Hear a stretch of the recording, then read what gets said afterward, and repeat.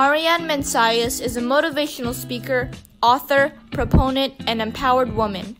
Whether she is on the go or spending time with her family, she gives everything, she does her all, and that is what makes her the inspiring individual that she is today.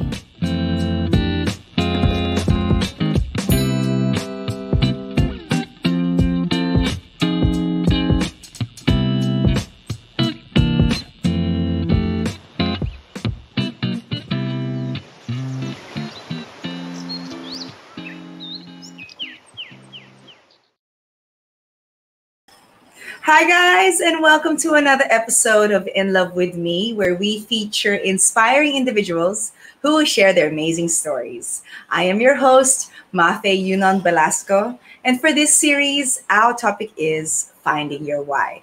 For this episode, we have such an amazing woman who is a motivational speaker, an author, a proponent, and a real dear friend of mine to motivate us to take action. So without further ado, let me welcome to you guys the beautiful and amazing Marianne Mencias. Hi, Marianne. Hi, Mafae. How are you? Thanks for having me here.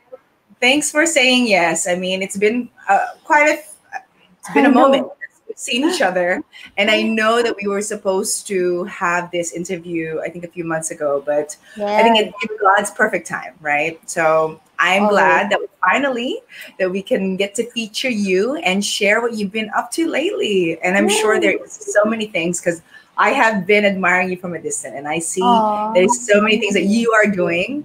But first and foremost, for the people who are tuned in, I'm sure that some do not know what your background is. So can you share a little bit on how you became the empowered woman that you are today?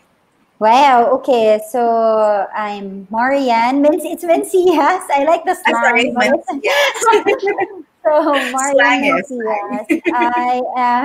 I've written 2 books so far. What's Your Life's Masterpiece and Why Is My Forever Taking Forever? So I really believe that for each person, God has planted a deep why. And it's so important to find that why, because if that is lost, then all is lost. So the things I'm doing now, I'm very much involved with single girls. I have a program for single women. It's called Far More Precious. It's a 10-month program with them, where I help women remember how precious we are, that we are far more precious than diamonds. And then I'm also involved with the youth. I teach. We created a subject called Youth Soaring High. So I am involved with parang 2 academies wherein I teach the youth what they don't usually learn in school. So that's what I have been busy with these past months. Yeah. And I love that. That's why I think we're aligned, or we're meant to meet, because I know when I first met you was at a workshop with Marianne, and that's where I was able to grab a copy or win a copy of your first book that you wrote, and it's been a guide to me. It's always on my desk, and makes me think of you every single time. I was like, man, this woman, she's doing so many to inspire others, and I do pray that you find the true love and true happiness that you long for. But I think what you're doing right now is also true love, you know? Exactly, yes. I feel the real love in it. Mm-hmm. And then, with that, what keeps you motivated? I mean, for me also, my passion is to give back to the youth, and it's a constant, parang you're a cheerleader for them, a constant passing on knowledge. And what keeps you motivated? Because I know that it's a challenge also. I would say that it's a day-to-day renewal of one's commitment to one's why. There are days when you don't really feel like, being of service. But I guess those days are also important to recharge. But what keeps me going is my faith. I feel that God has called me to do this, and it has given me so much joy. doing it, engaging with women, engaging with the youth, and it's the kind of joy that I would say it feels like it's out of this world kind of joy. Um, so there, parang it's you do it for others, but at the same time, when it's an assignment from God, it feels like it's also a gift to yourself. Yeah. Right. And that's so amazing because even during this challenging year, you've managed to still reinvent yourself, still reach out to the youth because you're also a fellow Kumu live streamer. So hello to the community out there. Hello. And I watch your streams. It's so Gen Z, you. it's so intentional to the youth. So tell us about that and invite everyone when you stream. Yeah, usually I stream every Wednesday with FYE. Parang may konting echo. With FYE channel. We just did season ender last Wednesday with Jose Marie Chan. So we're gonna review the performance of the past months. I've been doing it for 5 months. So it has been really fun. The title of my show there is Secret Ladies Club. It was initially Single Ladies Club. So I've interviewed a lot of people about finances, about singing. So different people. I've interviewed the founder of Kumu. So I've featured a lot of individuals from different fields. But essentially, the main purpose of the show is to, again, help women know their regain back their self-worth or increase and their self-worth. Yeah, to own their worth. There. I love that. Congrats with that because this is the year, or it's very timely to really put out positive content and encourage everyone that there's still opportunities if you're, trusting the plans of God first and foremost, and at the same time just surrounding yourself with like-minded people. Like you said, you were only targeting the youth or single ladies, but then it adapted because you saw the opportunity to just help many more, right? Yes. And I do want to ask you, of course, we talked about challenges on helping others. There are moments or there are days that we don't feel like we could be of service. So when you feel those moments, I mean, as women, as humans, we do have our off days, right? Yes. And how do you pick yourself back up, knowing that, of course, you're doing works that are very important, especially right now? Okay, I want to also mention first that when you're doing your purpose, it's so important to discover your calling, but then you don't have to stress about it because it's going to be revealed to you. And when you're doing it, opportunities will really come. They will, sometimes it feels like they just fall into your lap because it has been, I believe it has been pre-planned by the Lord for you. So doors will open. Of course, some doors will close, but it's going to be a really fun ride, and you will feel like it is. It's really for you. Like there's really no reason to compare ourselves to other people or to the race of other people because you are in your own race, and there. So when it comes to the days wherein I feel extra tired, Mafae, recently I've been listening to my body more because before I would just keep on going and going and I'd get sick. So now I really try to, when I start to feel, hey, I'm really getting tired. So I listen to that and I slow down a bit because sometimes I get lost in why do I do what I do? Is it to feed my ego? Is it to feel good about myself? Why am I overworking myself? So I always have to take a step back and reflect because the things that I've done that are coming from a pure heart and not from my selfish, my vanity or my selfish ambitions, which of course are all normal. Those things that I do out of purity of intention are really the things that give me deep joy and peace. So I guess I always have to go back to why am I doing this? Mhm. because the why will determine how fulfilled I will be at the end of the day. Yeah. I agree. I agree. Listening to your body, listening to, the capacity of what you can do right now or what you can do later if you fix right now, right? Yes. You are able to help more people if you can help yourself right now instead of filling your plate like a buffet. And I agree with you because I find myself doing that sometimes. And I was asked recently, you make it look easy. And I'm like, that's what you think.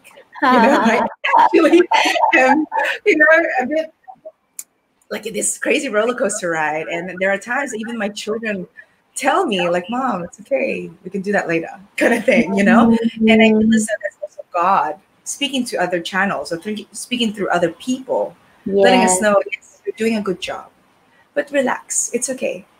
You can do the rest later, you know? And like you, I have admired the fact that you have your faith and wise words when you do your motivation speaking. I think the first time I saw you speak, apart from Martine's workshop, was the workshop we did in City Club with Kimmy and Romeo Marquez. And Yes. this is so inspiring, and Mhm. that's when I really gained the courage and more confidence on allowing my faith to be heard. And I think that's what something that is needed also now. Oh yeah. And I love the fact that you always bring it back. You know, we do not have control.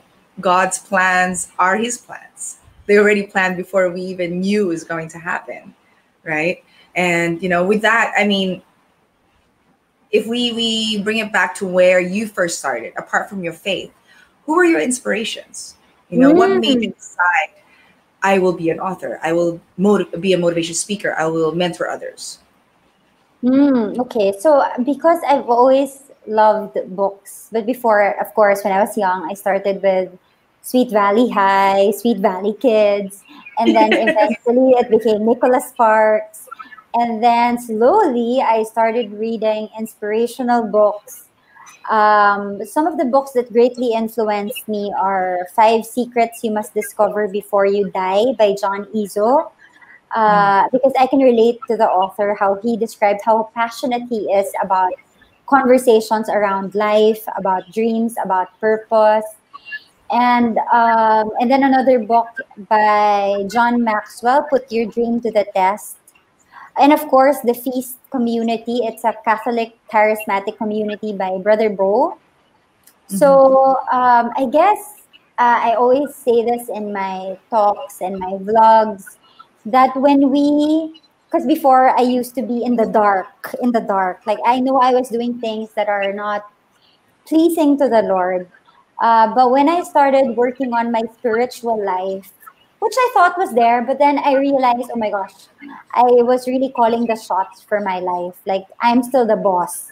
Uh, but when I surrendered more and more, most especially the hardest to surrender, even up to now, love life, I would see that because the quote by Rick Warren, the pastor and the author of Purpose Driven Life, his quote is, when things are in the dark, it's much, much harder to see what they are for.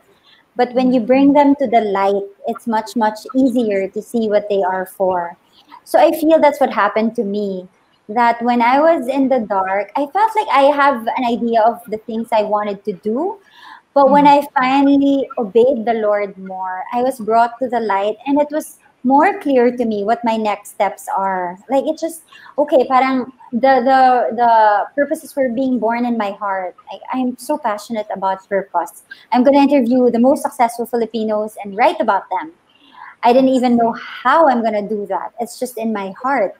And then eventually the holy burden of writing for single girls, so God steered me to do that next, to write about that next. So I just, it's like God's purposes were being born in my heart, and I just, where He steers, I follow. So those are the things that really propelled me to Mhm. how I am doing what I am doing today. Yeah. So for the past years that you have been, taking action for God's word, for to motivate others, is there any particular moments that have been, such a highlight or rewarding feeling for you? I think it would be, well, the first thing that came to mind was when I was asked to facilitate a talk slash activity for a group of youth leaders. So you see, Mafe, I was never a youth leader. I'm so lost in my younger years. And so when I was there in front of about 60 plus of them to 70 youth leaders from all over the country, I suddenly felt insecure. And I felt, what the hell am I doing here?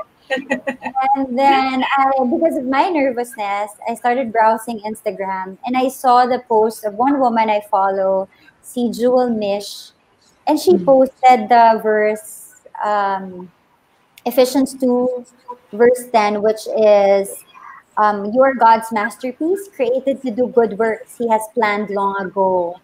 And then she said in that post, you don't have to be afraid of doing God's work or of doing your purpose because it has already been planned. You just have to walk in them. And from that time on, so I said, okay, I'm here to love this group of youth. So help me, Lord, help me, Holy Spirit. That's all I said. And then after that, I just delivered what I had to deliver. And I was so surprised because after all 60 plus of them, they hugged me. So like we did a group hug, and I felt that they felt the love of God through me. And to me, those are even during the pandemic. So I talk with the youth, and I would see their messages to me when we talk about their dreams. And to me, that always makes everything so worth it when you hear from them and you see the fruits of your work, of God's work being done through you. Yeah, for me, those are the moments that are, and it'll really make you say, sulit, it's worth it. I want to keep doing this. Yeah. And it puts you in such a high, right? When you see those Yeah. smiles, when you see those eyes just like light up and they have like an aha moment with you. Yes, exactly. As much as we wish that we were, our own mentors back when we were younger, right? So thinking about that, like what would be your biggest learning or biggest advice to your younger self, which is obviously your advice to the youth right now? I would tell my younger self that she is so loved. I will tell her that she can relax and she can fully express herself because she is loved exactly the way she is. Combine all of her weaknesses, all of her strengths, all of her weirdness. She is fully loved, and so she can feel freely express herself. And I would tell her to just keep praying and asking God to love her because there are parts of her that really needs to be healed, and there are parts of her that still needs to be set free. So I would tell her to just ask God to love her, to heal her, and to keep being herself, to keep enjoying because a bigger hand is holding her all the time. So yeah, that's going to be my advice to my younger self. And also, of course, not to rush into falling in love because being young, I mean, being in high school, even college, is really the time when one is, it's really the time to explore one's talents, to expand one's network, and to really get to know oneself, to value oneself, to know your worth. Because I say this in my talks. It's funny because it's the most quoted when I give talks. It's the one of the devil's most powerful schemes is to make you fall in love with the wrong person at the wrong time for the wrong reasons while you are still the wrong person. So I'll say it again. One of the devil's most powerful schemes is to make you fall in love with the wrong person at the wrong time for the wrong reasons while you are still the wrong person. Because I feel it will expedite his plans to destroy. Kasi diba, the devil comes to steal, kill, and destroy. So when two people come together and they're extremely broken and they don't love themselves and they don't know their purpose, it's going to be easier expedite the will of the devil even to their children, because they will grow up seeing, oh, my dad, for example, my dad is cheating on my mom. Oh, okay, that must be okay. So even, or maybe when they start thinking that that's wrong, but it's the environment they grew up in, so subconsciously they will feel like it's right. I'm not saying that couples who have been together, um, still very much broken, still needed to go healing, God will not bring good out of it. Of course not. If that relationship is surrendered to God, He will bring out very good, beautiful fruits out of it still. However, my work, I feel that God's work for me is preventive more than curative.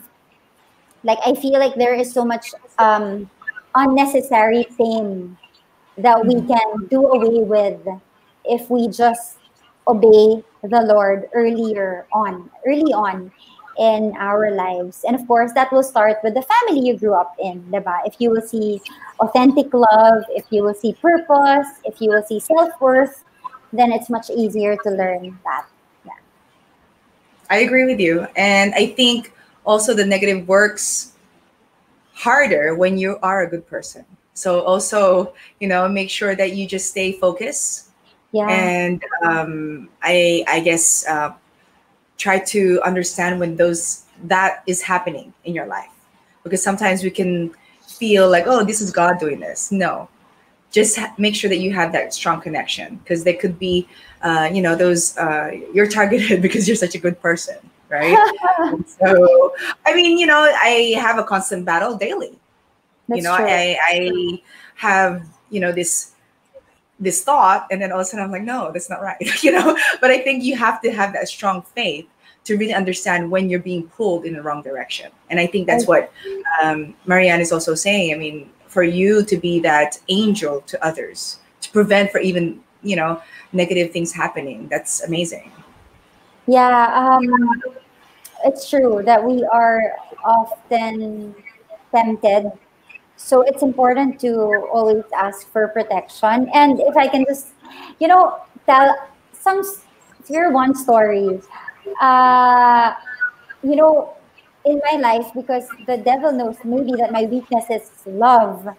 So like falling in love. So there were many times when I almost said yes to someone.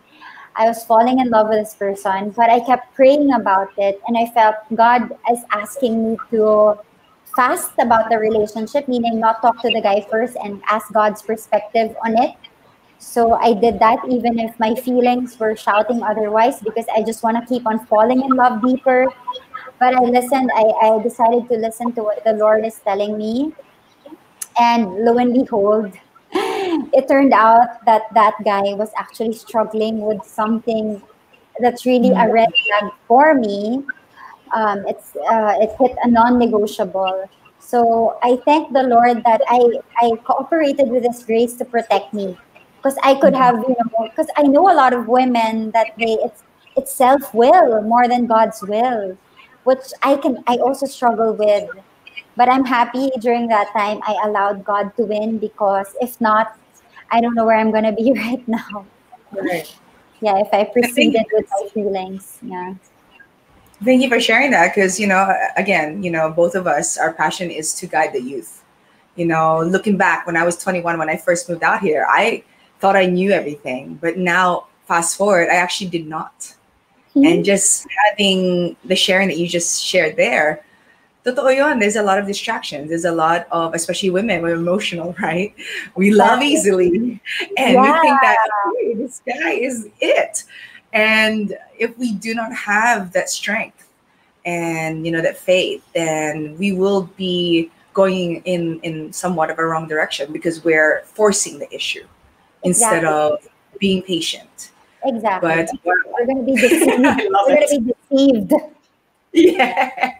Yeah. But okay, so going back, I mean, being a motivational speaker, being an author, I know those are also, you know, passions of yours that you continue to do, and it's also not easy to achieve. So when let's talk about being an author, how long did you write your books, and what was the struggles or challenges that you face while writing them?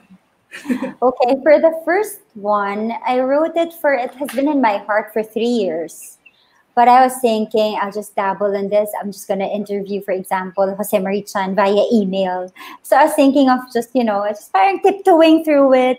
But then God had a different plan. So he led me to actually still be in touch with Jose Marichan for maybe how many years now? Going 10 years now. So I wrote that book. But when I started really being serious about it, and I started really to commit to it, and I said, okay, fine, Lord, I'm gonna interview them face to face. So that took me a year, and then the writing itself, it took me 3 months because I wrote every single day, like from 5 a.m. to 7 a.m. Those were my power hours for working. So I wrote during that time every single day, and I would remind myself my why. Why am I writing this?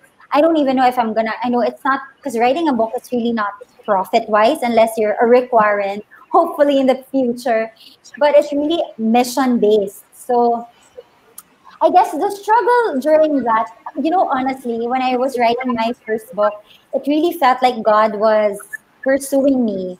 Like I really felt His presence every step of the way. Like I feel like it's a courtship with God in a way that I really felt His hand guiding me and leading me to the right people. So I felt kilig all the way when I wrote my first book, and I feel when we're doing our purpose, because I gave an example, because I write letters every Wednesday, which I send to my database.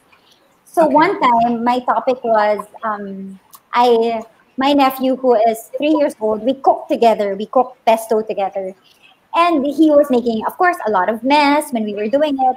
And I could have done it myself, right? It would have turned out better, faster. But why did I want him there with me? I wanted him there with me because I wanted to bond with him.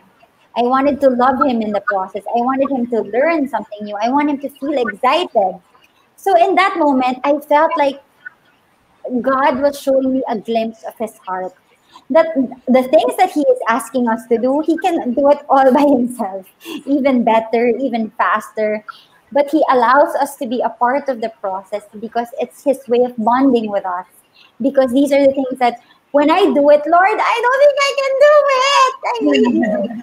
And then you'll feel His love more, you'll feel His provision more, and it's gonna make you closer to Him. So that's why I bonded with my nephew, because I want to be closer to him.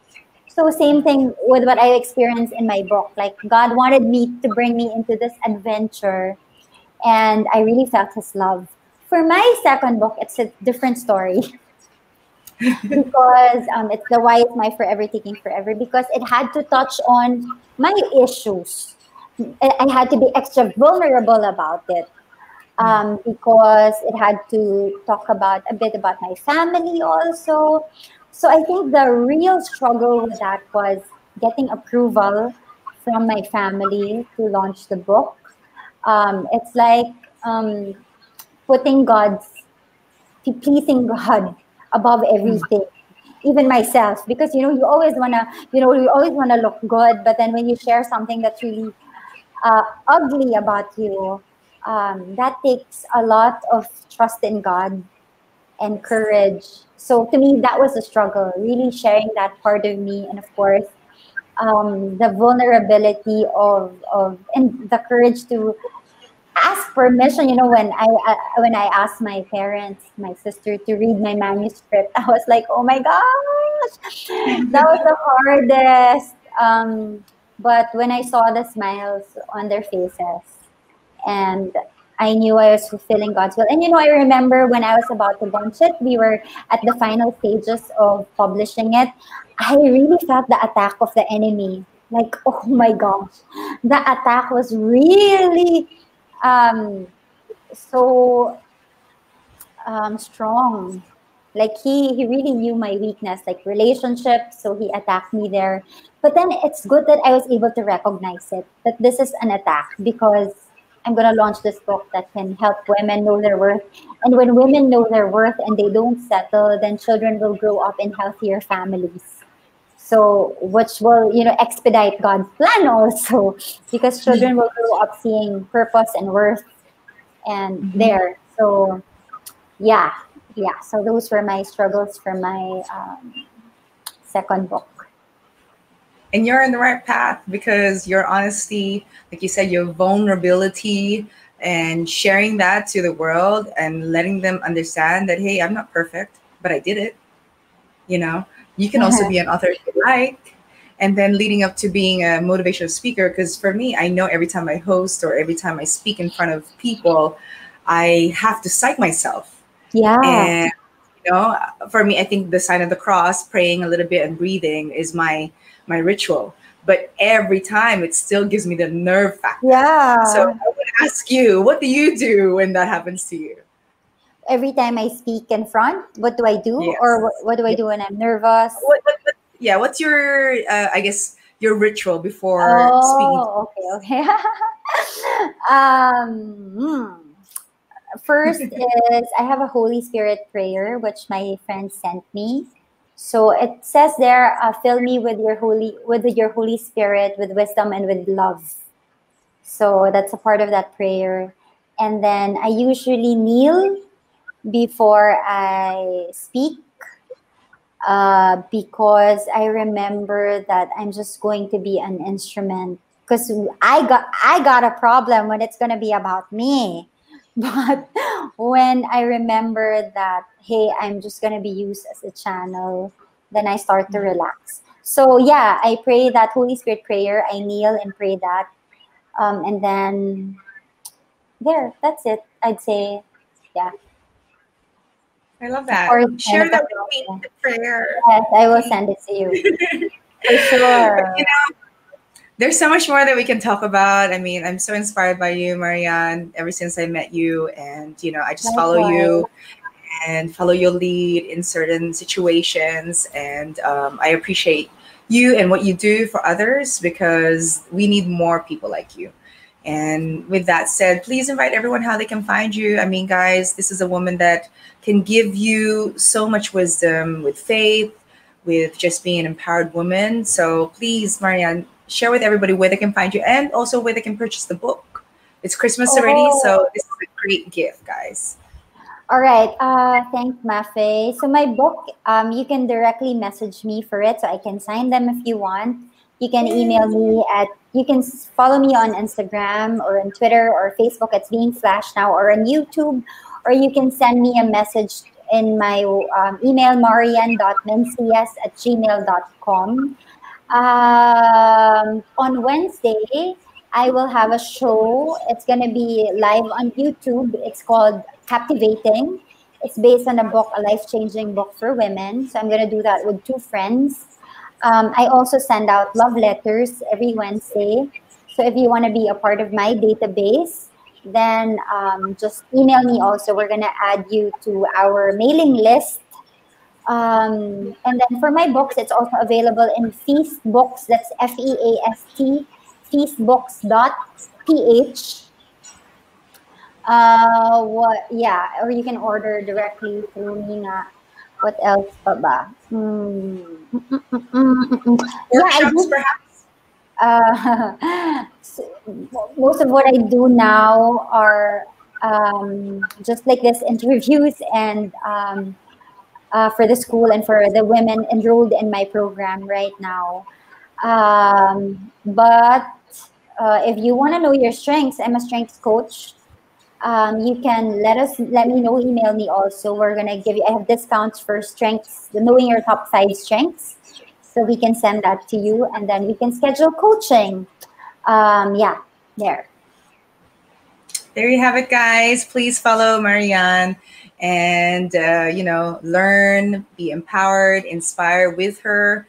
And I'm sure she was more than happy to answer any other questions Yes, that I did yes. not get to ask. You can just privately message her through her channels, and for sure, Marianne will reply and give you her words of wisdom. So again, salamat, Marianne, for being a special guest of mine on In Love With Me series. You're such a beautiful woman that continues to inspire others, especially me. So I hope I can invite you again, maybe next year, 2020. But I want to wish you and your family. 2021. I know. I sorry, 2021. Yes, and I want to wish your family happy holidays and more blessings to you and all that you do. So with that, guys, please do follow Marianne, and thank Thank you, you, Kumu community, and everybody on Facebook who's tuned in right now. Again, watch out for the next episode, and you know what to do. Actions speak louder than words. And thank you for tuning in this episode of In Love With Me. Thank you, Marianne. Thanks, Mafae.